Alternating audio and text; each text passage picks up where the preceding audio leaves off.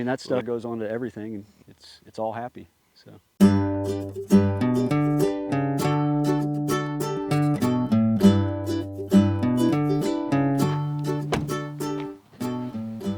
Howdy. Hey, I'm Peyton. Peyton, Chris, nice to meet you. Nice to meet you, sir. Welcome. Let's go look at everything real quick. Yep. Yeah, there's a couple different species or varieties, right? So these older looking rootstocks are 25, 26 years old apparently. And everything else that looks much smaller and younger died with that harsh winter of what, 3-4 years ago that everybody had down south. So, you know, this is all coming in real nice. It will be exciting. And some of these actually may get through it, right? They're kind of, you can tell it's kind of fighting off the disease. But we'll see. I mean, these 90 to 100 degree temperatures can't get here fast enough to keep the fungus at bay, right? But I mean, you can see, I mean, it's looking real good. What had you done in the past for fertilizer?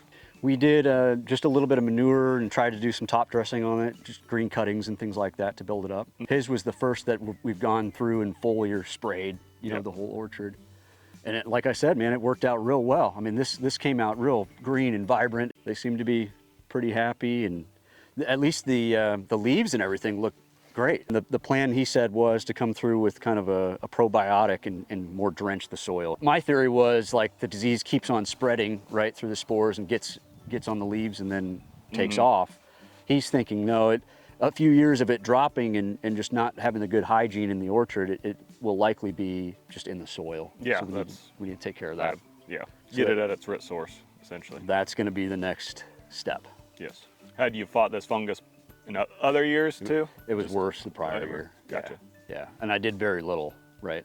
Yeah. So we pruned it all back and tried to keep it clean, but I didn't put a thing on it the prior year. Yeah.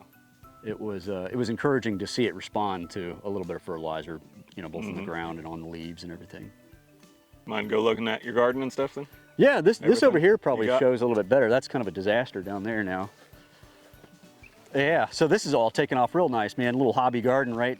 You got the hanging beans going on, and we're just drenching that stuff all through everything, right? It looks happier than it has in 2 years for sure. Just like every week you're foliaring it, or? Probably every other? Yeah, every other week or so. And usually when I would have the spray rig hooked up, doing the vines, I would kind of alternate. I would do the fungal one week and then do the BioSure the next, and I would give these a little bit of a spray when I was doing that. By. Yep. And it's all responded really nice. We just yanked out a ton of peppers, and I mean, like I said, the tomatoes look super happy. Hopefully we'll have beans here in a minute. This cucumber over here is the size of a baby's leg. So it's going great. Can we go look at your watermelons real quick? Sure, yeah, if you want to. Yeah. Absolutely. Try if we can find a dry path down there. My wife wanted to do a sunflower field, so it's kind of in its ugly stage now where it's just setting seed. Yeah. But this was a nice stand of corn before it all got knocked down.